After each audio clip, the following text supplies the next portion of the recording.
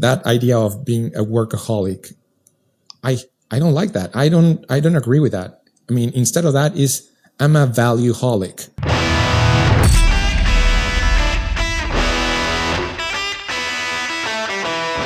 Welcome to Real Leadership, the show that cuts through the clutter to spotlight leaders who make, move, and process things in the real economy. This isn't about buzzwords or theories.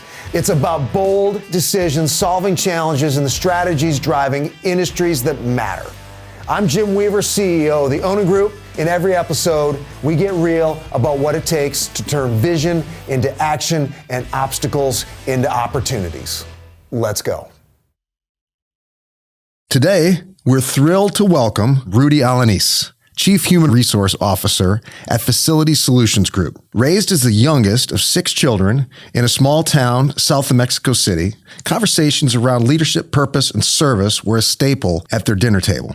His father, an HR change management consultant, and his mother, who held a master's in theology and human development, shaped his lifelong passion for people and organizational transformation. Today, Rudy has over 25 years of experience as a global business leader with a background spanning financial services, manufacturing, engineering, energy, automotive, commercial services, and construction.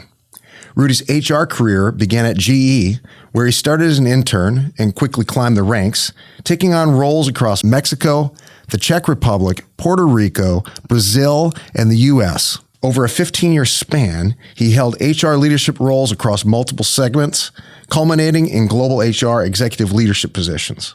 He then took his expertise to TE Connectivity as Senior Director of Human Resources before serving as VP of People and Culture at Helix Electric. Now at FSG, one of the nation's largest providers of lighting, electrical services, and energy management solutions, Rudy's focused on shaping workplaces that don't just run efficiently, but actually enable people to do their best work. Welcome to the show, Rudy. Thank you, Jim. It's a pleasure to meet you and a pleasure to be with your audience today. Okay, I love your origin story. Your dad, an HR change consultant, and your mom had her master's in theology and human development. It sounds like a very high EQ dinner table.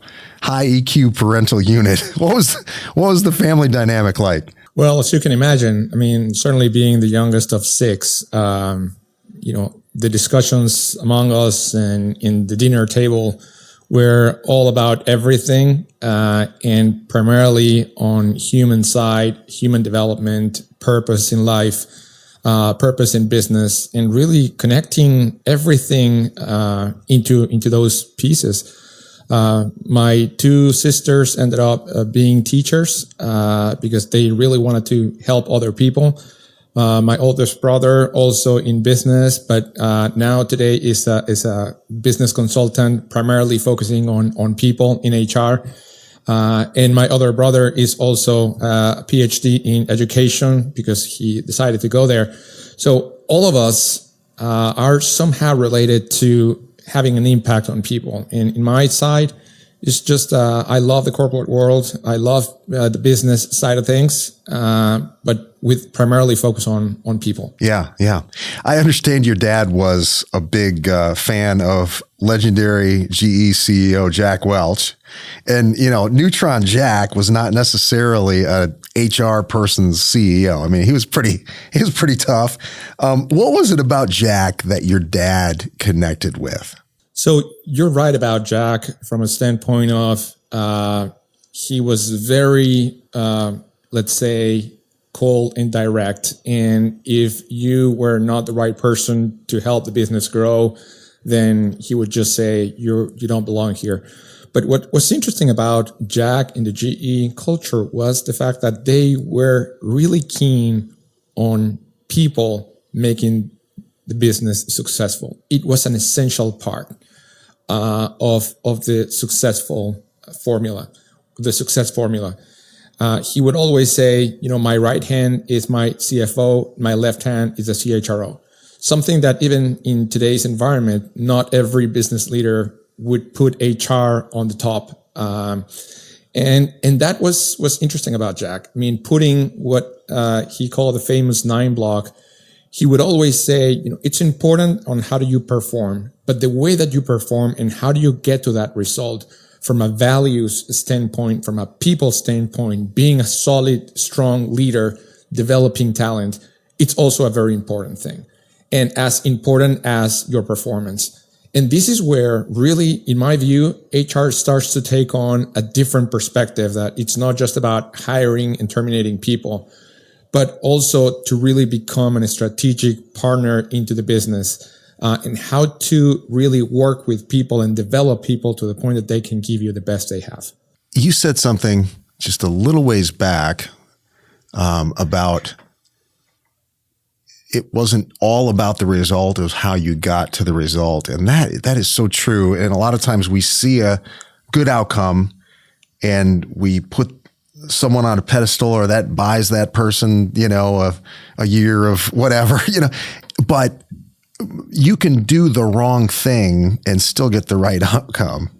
And you can do the right thing and get the outcome you didn't want. Talk more about that a little bit. Yeah, you're absolutely right. You wouldn't know how many times I've seen great performers, great salespeople that know how to connect with the customer, that can bring a lot of revenue to the company. But whenever you look at their teams, they're surrounded by people that are not talented, qualified, engaged, and they get to the result even sometimes further than what the expectation is. But you look back and you see a lot of dead bodies, a lot of misengagement, and that's not sustainable. What's going to happen when that person decides to leave? It's going to leave a really empty space, empty team. And that, from a sustainability standpoint, it's not correct. Today, the number one area that makes companies successful is how do they manage talent. There's a world of talent out there, and even if you have a great product, if you don't have the right people within your company, you're going to fail at some point. And having people that can operate on their own, without necessarily focusing on developing others and being good leaders, without that formula, game over. It's not going to result on a good outcome. Yeah, I've let some managers roll on for a while because of results, but I knew in my heart they were getting the results sort of brutally. And I've seen, man, it's not sustainable. The whole thing will fall down eventually. And it's tough making those calls when you're getting the numbers, but man, yeah, long term, you got to do it. So, your dad is a big Jack Welch fan, and you grabbed a hold of, Jack as someone you really looked up to early as well, right? Yeah, that was the case. I always knew that I wanted to go and study business. But I think it was maybe when I was in high school when I came to realize that I want more than just being a business leader. I really want to connect with people and make sure that I can be an enabler of people's success. And with that idea, the first person that I looked up into, or the first company that I looked up into was GE. And I wasn't even sure that I was ever going to work there. In fact, my early career, my first couple of years as a part-time were in Pepsi. And I thought that I was going to continue working there up until the time that at school, I had a teacher who actually worked at GE, and he was the one that actually invited me and gave me the first chance. And I was so grateful and so happy to be able to connect with that experience without no one's help. It was just on my own merits that I was able to make that connection. And you landed a VP gig right out of college then at GE? Yeah, right. Where'd you start? I started as an intern, and my first project, my first super glamorous project was to select the best coffee machine for the office. That was, I still remember that. And I remember going and looking into different brands, and because I knew that what I was going to deliver was going to be my own seal, and I needed to do a great job. And I think I did, and they gave me more and more and more. And, that's really what my story has been. But my first project was implementing Oracle HR data warehouse, the first data warehouse in the market. And then from there, I went into employee services, managing employee services, and then M&A, and then, my first international assignment, and so forth. Yeah, that's a great run. Yes. How was GE different than you expected? Here's a funny story about that.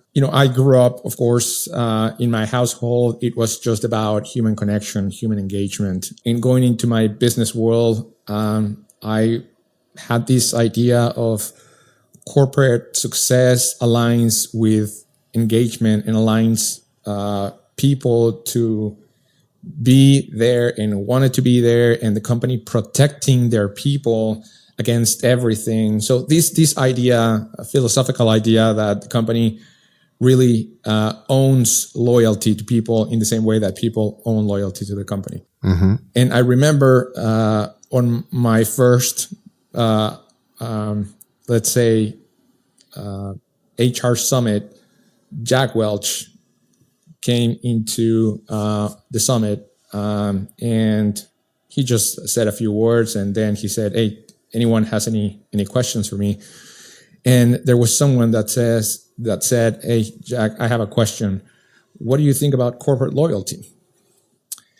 And in my mind, I was thinking, he's going to say, we own everything to our employees. We deserve to put them on the pedestal almost and just, fight for them. And what he said was, "Well, did you receive your paycheck last week?" And he said, "Yes." He said, "Then we're even. Next question." And I was really surprised by that answer. My whole entire engagement philosophy, respect, trust, loyalty just went down the drain in 5 seconds. And I was, in a way, just a bit angry about it. I said, how is it possible that GE, a leader like this, a leader that has been putting HR in front of almost every other function, can give an answer about that? And you know what? After 25 years of experience, I come to realize that there is not more truth than that.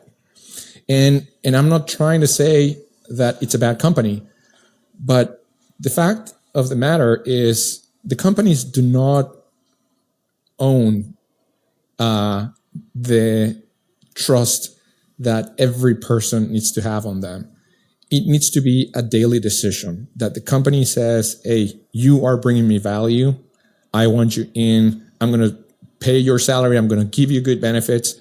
But needs to be a two-way street. And in the same way, if I find out that I have a better opportunity for me, for my family, for my future career, somewhere else that aligns better with my skills, talents, then, we're on. I don't owe them anything. They don't owe me anything.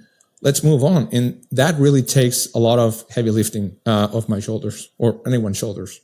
Yeah, you don't want a company where you've got a bunch of kind of free agents, just always. So how do you build enough of a alliance to where you can get something done? There's clarity around career path forward and clarity around what's in it for them and what the company, needs to get out of it. Because there's got to be some stability in the relationship. So how do you accomplish that? I think it's important, especially when I look at the role of HR, it's to really ensure that every person that sits in the company today knows how to bring value and delivers on that value.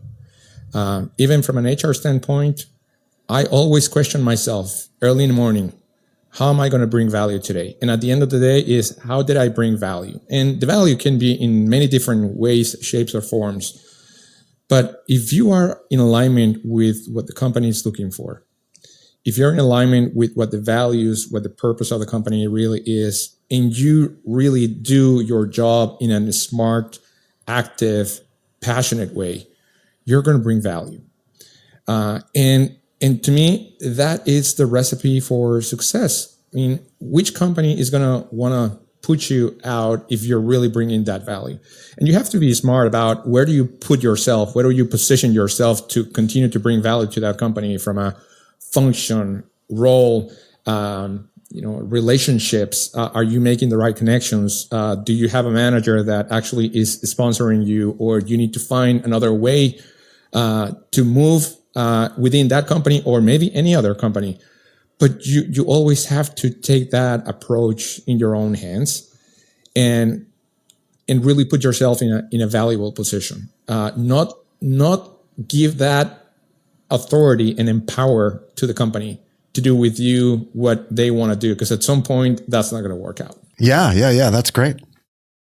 So you have a lot of talent development on your resume, particularly at GE, and I know that's part of your role now. How do you think about development at scale? I mean, you think of what a huge organization GE is. What are the systems used or strategies that you use to be able to do, to be able to accomplish, to be able to support the development of your teams at scale? Going back into my early years, especially as a manager, I really had the time to spend one-on-one time with every person that I supported, that reported into me. And that was really nice, because that was a good place to be, because I was able to control what I did and the communications that I shared, and developing people and mentoring people. But when you start to go into larger organizations, you're not going to be able to speak to every employee one-on-one. You're not going to be able to talk on a regular basis with the people on your team. You're going to have to start trusting them, and you're going to have to be there just in case they need help, not necessarily being there on a daily basis. Mm-hmm. So the only way that I find to be still very much effective into developing and connecting and engaging other people with the vision is by investing in managers. You need to really put a lot of training, engagement, and making sure that those managers are really able and ready to go and deliver the message that you would provide to every person. And that's one of the reasons why you have to surround yourself with very talented individuals that in most of the cases, they need to be smarter and more skilled than you are in different areas. And you're just going to give them that piece that in which they're going to be able to take it on and make that piece their own in their own way and start connecting that. So in a way, the pyramid is gonna be flipped, in which the first line, the CEO, yourself, maybe at the top of that pyramid, with everyone serving you. Now it's going to have to be the other way around, mm-hmm. in which you're going to be working for your team, for them to be successful, and they're going to have to work with their own direct reports and their own customers to make them successful and so forth. That's the only way that I see a leader being able to cascade culture, results, engagement by investing in the leaders, by investing in the managers, and let them be the ones running that and make them accountable and recognize them for whenever they do a good work. But if you don't use that formula for scalable success, you're not going to be able to be as impactful as you could. Land top technical and professional talent with Focus. Focus specializes in direct hire and contract placements, connecting you to exceptional candidates in IT, engineering, management, and more. Elevate your team with focus. Visit getinfocus.com.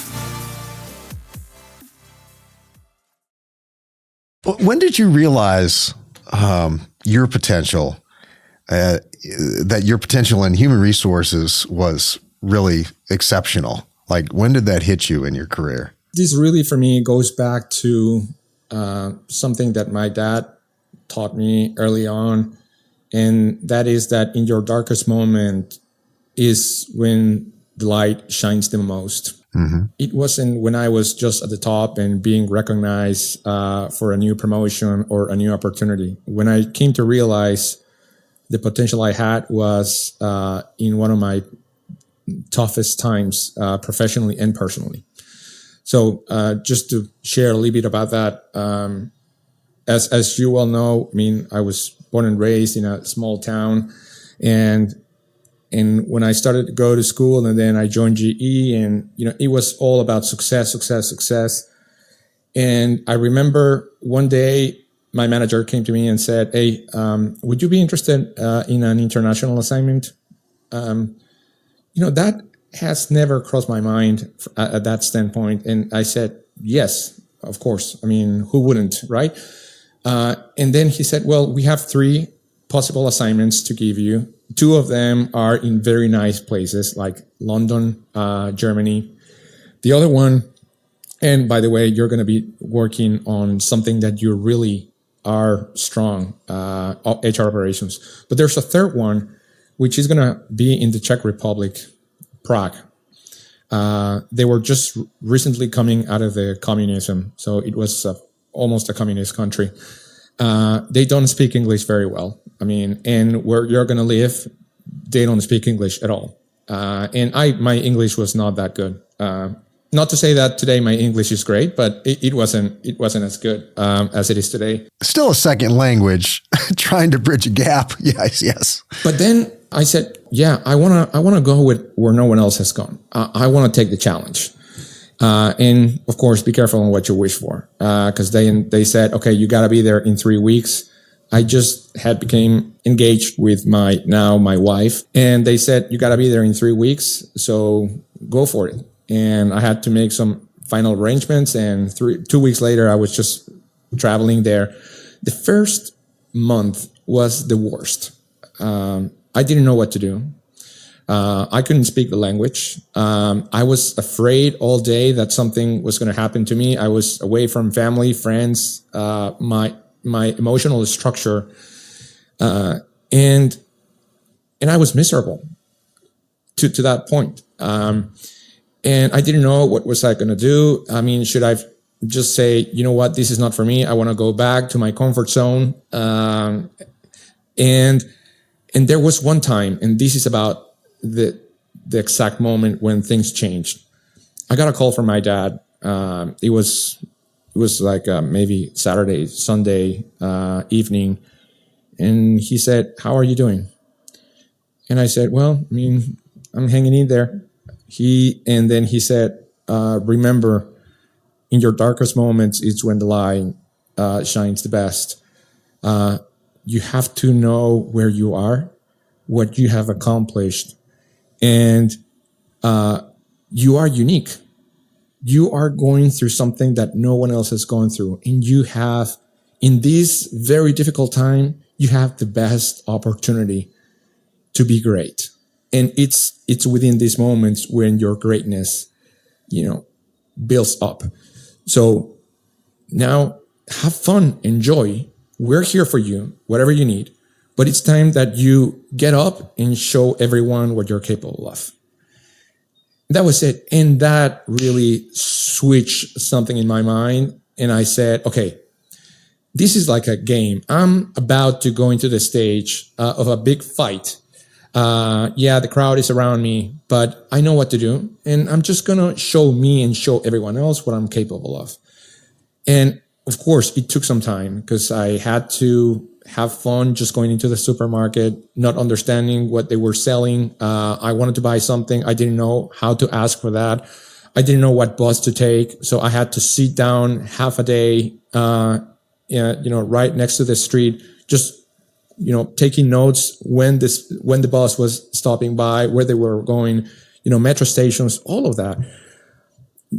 But that really built up on something that I feel proud today. And that is, regardless of what situation you're going through, you are capable of, surpass that and become great. It's just about have the strength, surround yourself with people that care for you, and have fun. I mean, you have much more than you can think of. And only in times of distress is when you're going to be able to find that out. Isn't that amazing, the way just changing your story that you were telling yourself about your situation made all the difference? Changing the narrative, changing the script. That's incredible. I bet that was interesting, working in a country that just had come out of communism. What did you notice psychologically? Was there a difference? Was there kind of more of a scarcity mindset in the people that you interacted with because of what they had come through? Talk about that a little bit. So there were two very particular things about the culture at that point in Prague. One was that I was coming from the US, and they were putting a ton of expectations into what I was gonna do. I mean, back then, looking into the US, the American culture was like, you may be superior than everyone else in here, so you're gonna bring solutions. You're gonna bring results better than anyone that we can find in here. So the expectation was high. But the other part was, they were just evaluating me much more than anyone else in the room.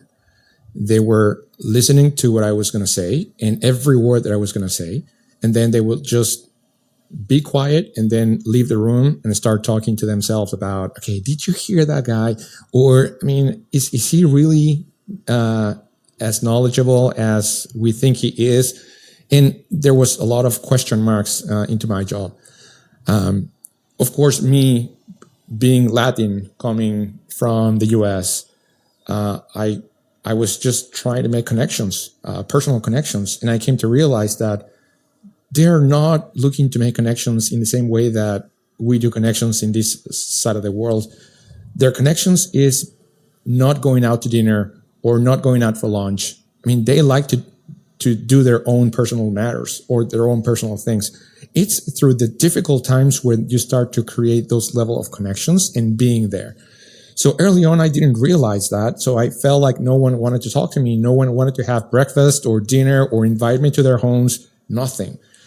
But then I start to realize that, okay, I just need to show them resilience, and that even though I had a terrible day last day, then I'm going to come back next day and I'm going to do my best, and over and over and over. And at the end of my assignment, I was being invited to their homes. I made some of the best friends that I've had in my professional career.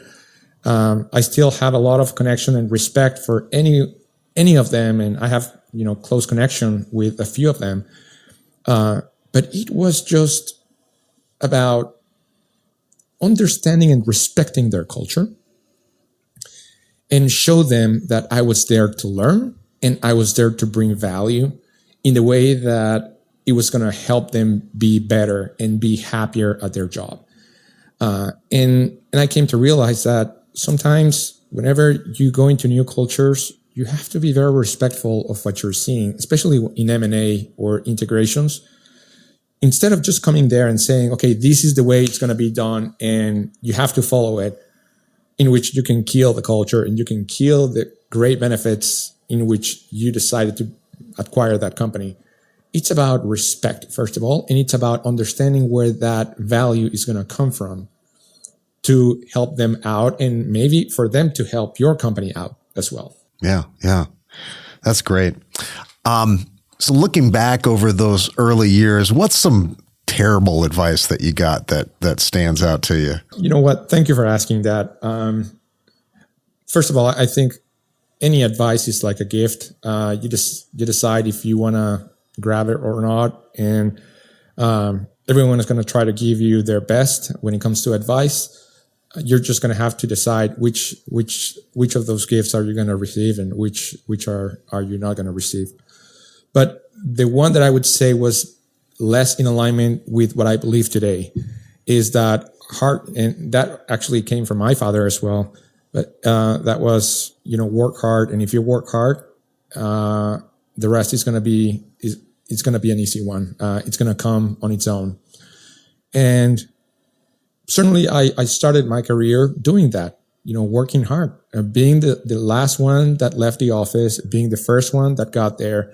I wanted to show everyone that I was working as hard as anyone, or even more than that, because that was going to be my success. I come to realize that that's not true. I mean, there's a lot of people that work, very, very hard, and they're not being productive, and they're not bringing value, but they're working tremendously hard. That idea of being a workaholic, I don't like that. I don't agree with that. I mean, instead of that is I'm a valueholic. I need to make sure that I'm bringing value. So that advice has been, transformed in such a way that today I do believe that hard work certainly is needed, but that is going to come on its own when you're passionate about what you're doing and when you're passionate about your goals and where you want to get. Not because of the work itself, but the result that you're bringing, and that you want that result to be sooner, faster, more compelling, and impacting more people. So I would say work hard. It's just, a consequence of what you're looking for. But you have to be smart about your decisions, because it's about decisions. Have all the elements that are going to allow you to make the right decision, and surround yourself with people that are going to help you get there. One thing I know, and I've learned throughout, the last 20 years, is it's more important to have a sponsor than to have a mentor. So a lot of people talk about, hey, have a mentor. I mean, mentor is going to take you to a different place. It's important, yes, because it gives you a different perspective, but it's more important to have someone that is going to fight for you in ways and in places where no one else is going to do that. And that can be a customer, that can be sometimes even your work enemy. If they respect you, if you are solid to them, they're going to defend you and they're going to fight for you wherever they go. And that to me is more important these days than to have a mentor. But going back to your question, that is to me what makes the best advice today is find your passion and be smart about your decisions. And surround yourself with people that can sponsor you and that you can learn from. Good. Well, let's switch gears a little bit. Tell us about Facility Solutions Group. What do you guys do? Maybe explain the landscape of the industry and where you guys sit and what you do for a living. FSG, as we call it, is, first of all, it's a one of a kind company out there. We have been in business for 43 years. Our CEO and founder started this company, going door to door, selling light fixtures and light bulbs. And 43 years later, we are one of the largest electrical contractors in the country. We do commercial work. From small, medium, large companies. But we don't just do service, but we distribute lighting systems. We help business build their own facilities. So we are in construction. We are also in the signs business. So we design and manufacture signs. We are in the technology business as well. So when it comes to electrical and lighting, we really have no boundaries. Whatever the customer needs, we're going to be there, and we're going to find our ways to provide that service. that relates into all of the electrical high and low voltage. We have close to now 4,000 employees nationwide. We go from California up to New York. We have presence pretty much in every state. And we are proud to say that we serve more than 23,000 commercial customers that go from Starbucks. We have a national agreement to serve all the electrical needs for every Starbucks branch in the country, to small local customers, in New Jersey.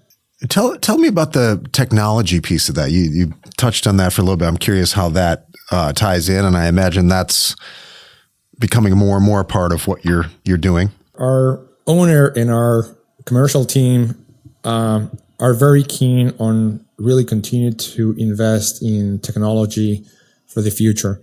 And we have one of our businesses is called Smart Solutions, Smart Buildings. And what we do there is really research and develop and manufacture devices that will allow our customers to have more intelligent software that will allow them to lower their cost, improve their productivity from an electrical standpoint. That is low voltage, so it's about fire alarm, it's about communications, it's about AC inside the building. So anything that aligns with making better, less costlier technology for the customer. Wow, interesting. What's a challenge you guys are facing right now in your industry? So I think this goes back to talent. We have a great business. Our customers really value the work that and the solutions that we bring to them. So we feel very proud about that. I think it's just more about, how do we attract talent? How do we go into the world of talent? Before a few years back, a good company would always have people lining out the door just saying, hey, I want to work for you. Today, you have to be much more aggressive in this environment, not just from a compensation standpoint, from a values, purpose perspective. People are not just looking for a place to work. They're looking for a way of living that aligns to them, aligns to their values, their families, especially the new generations. It's all about purpose. It's all about, I want to do something different every year or every 2 years.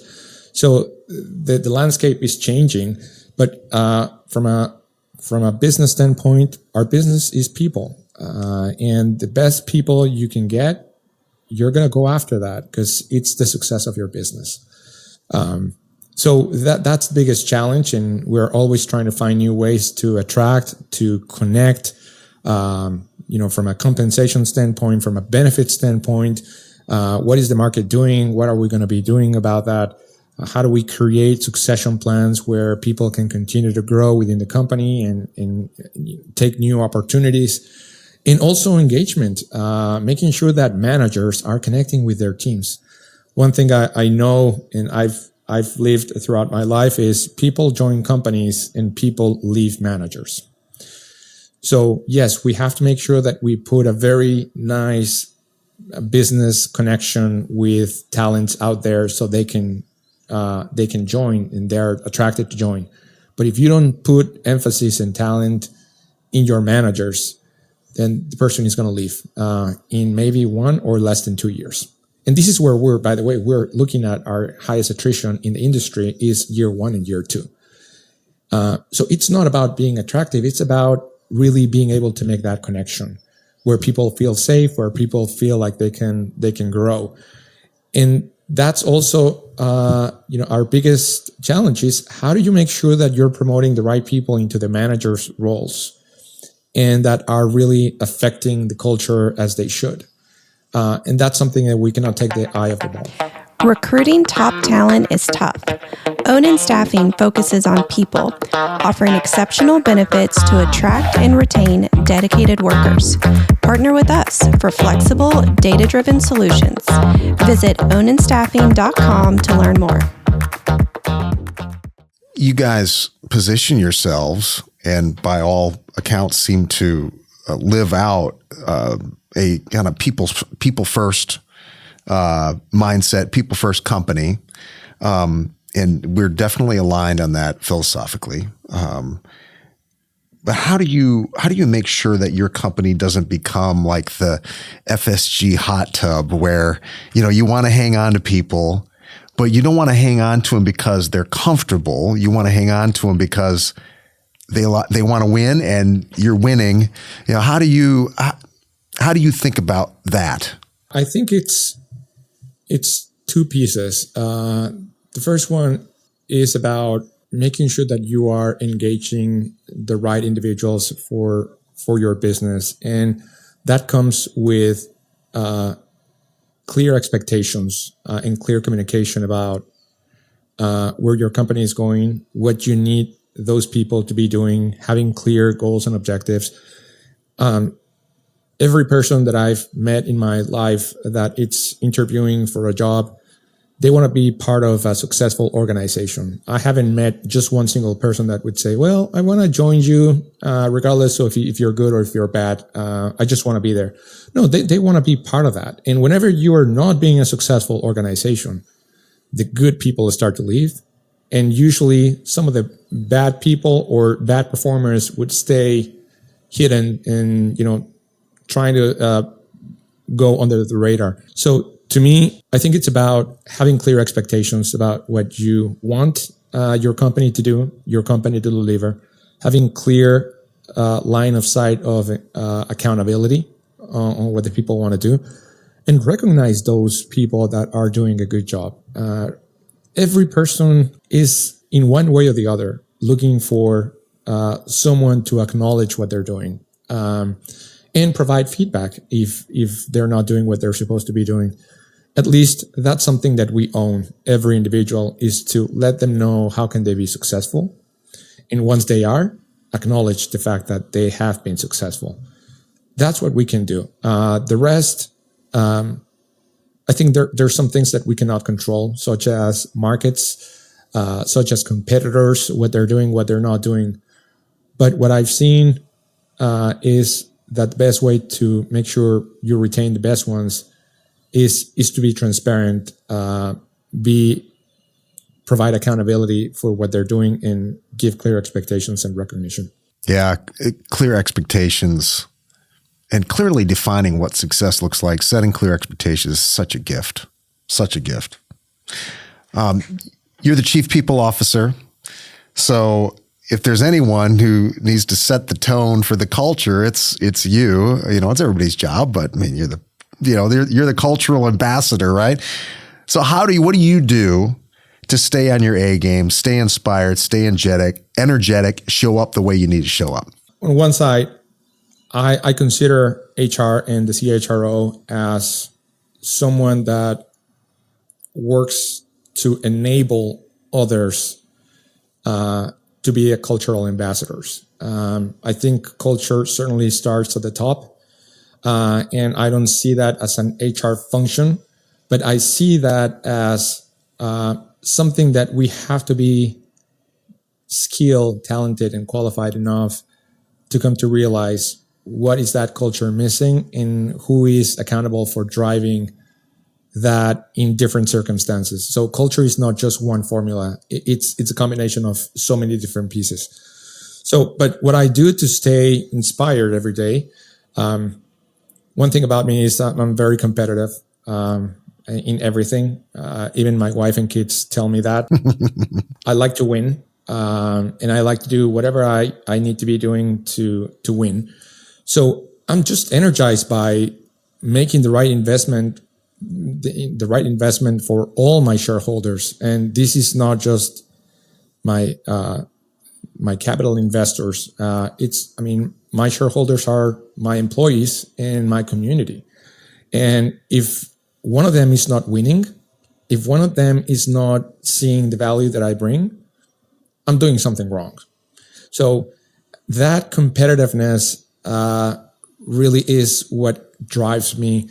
And in addition to that, surrounding yourself with people that feel the same way, that are attracted by the same idea of serving our customers and serving our shareholders, keeps me going, because there are going to be days where you feel down, where you feel defeated.